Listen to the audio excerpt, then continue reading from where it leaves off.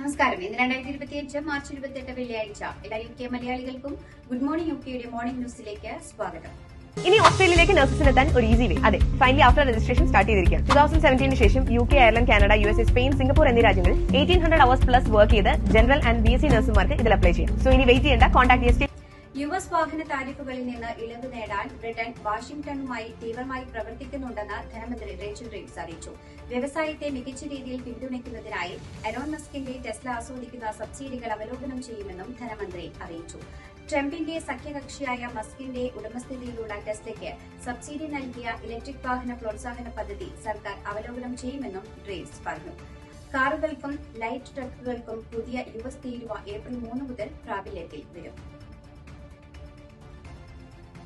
ഉപഭോക്തൃ സേവനം ഓൺലൈനിലേക്ക് കൂടുതൽ മാറ്റുവാനുള്ള പദ്ധതികൾ പ്രകാരം 2000 കോൾ സെന്റർ ജോലികൾ അപകടത്തിലാണെന്ന് പ്രമുഖ കമ്പനിയായ സ്കൈ.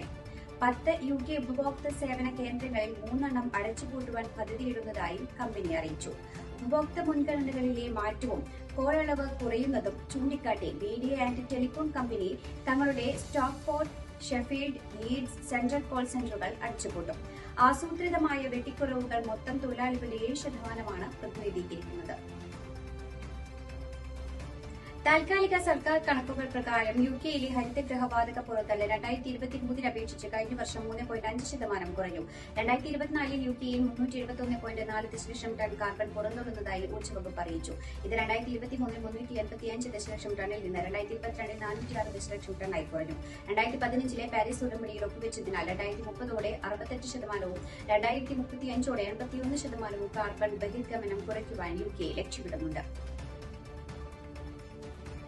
UKയിലെ ദാരിദ്ര്യത്തിലുള്ള കുട്ടികളുടെ എണ്ണം ഏറ്റവും ഉയർന്ന നിലയിലെത്തിയെന്ന റിപ്പോർട്ട്. 2002 രേഖകൾ താരതമ്യം ചെയ്യുമ്പോൾ 2024 ഏപ്രിൽ വരെ താരതമ്യേന കുറഞ്ഞ വരുമാനമുള്ള കുടുംബങ്ങളിൽ 4.45 ദശലക്ഷം കുട്ടികൾ താമസിക്കുന്നുവെന്നാണ് Department for Work and Pensions പുറത്തുവിട്ട കണക്ക് പ്രകാരം. മുൻവർഷത്തേക്കാൾ 1 ലക്ഷം കുട്ടികളുടെ വർധനവാണ് കാണിക്കുന്നത്.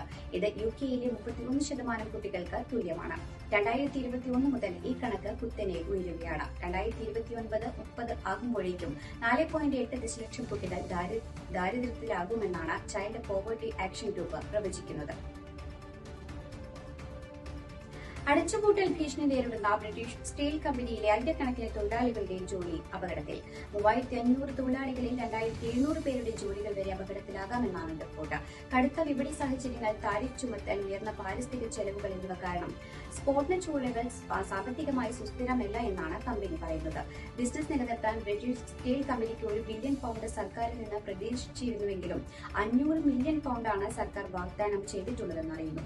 ബ്രിട്ടീഷ് സ്റ്റീലിന് സർക്കാർ ഉദാരമായ ഒരു ഓഫർ നൽകിയിട്ടുണ്ടെന്നും കമ്പനിയുമായും ചൈനീസ് ഉടമ ജിങ്കയുമായും ചേർന്ന് കമ്പനിയുടെ ഭാവി സുരക്ഷിതമാക്കാൻ പ്രവർത്തിക്കുന്നത് തുടരുമെന്നും പ്രധാനമന്ത്രിയുടെ ഔദ്യോഗിക വക്താവ് അറിയിച്ചു.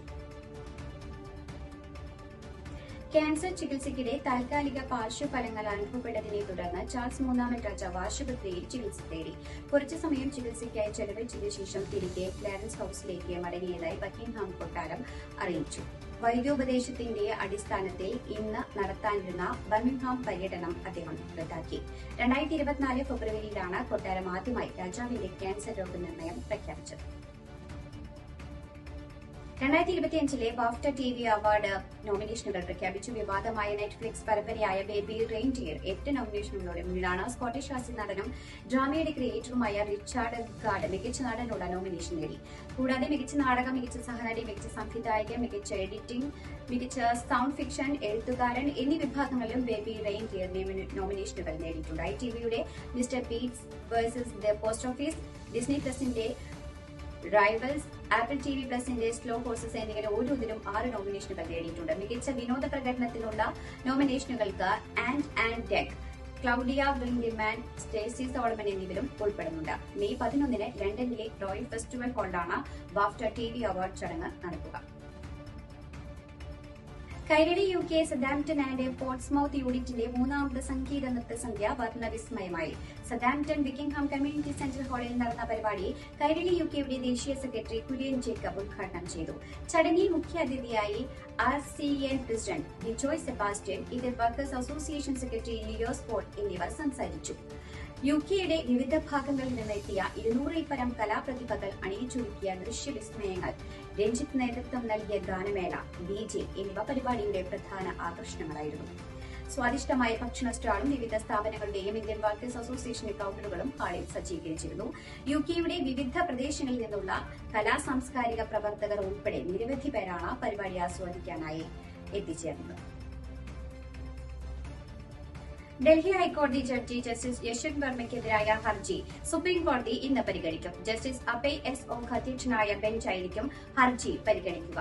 ജഡ്ജിയുടെ വസതിയിൽ പണം കണ്ടെത്തിയതിൽ ക്രിമിനൽ കേസ് എടുക്കണമെന്നാവശ്യപ്പെട്ടാണ് ഹർജി.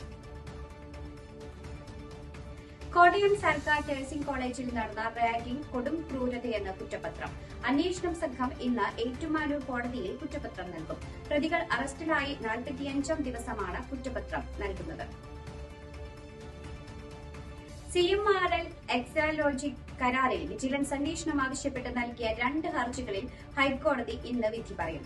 പൊതുപ്രവർത്തകനായ കളമശ്ശേരി സ്വദേശി ഗിരീഷ് ബാബുവും കോൺഗ്രസ് MLA മാത്യു കുഴൽനാടനും നൽകിയ ഹർജികളിലാണ് സിംഗിൾ ബെഞ്ച് വിധി പറയുക.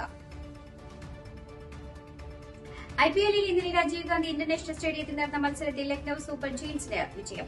സൺറൈസേഴ്സ് ഹൈദരാബാദിനെതിരെ 5 വിക്കറ്റ് ജയമാണ് ലക്നൌ നേടിയത്. ടോസ് നഷ്ടപ്പെട്ട് ബാറ്റിംഗിനിറങ്ങിയ SRH ഉയർത്തിയ 191 റൺസ് വിജയലക്ഷ്യം ലക്നൌ 161 ഓവറിൽ മറികടന്നു. IPLൽ ഇന്ന് Chennai super Kings royal challengers Bangalore പോരാട്ടം നടക്കും. ഇതോടുകൂടി വാർത്താ ബുള്ളറ്റിൻ ഇവിടെ അവസാനിക്കുന്നു. എല്ലാ പ്രേക്ഷകർക്കും നല്ലൊരു ദിനം ആശംസിക്കുന്നു. ഇനി കൂടുതൽ വാർത്തകളുമായി നാളെ കണ്ടുമുട്ടാം. എല്ലാവർക്കും നന്ദി, നമസ്കാരം.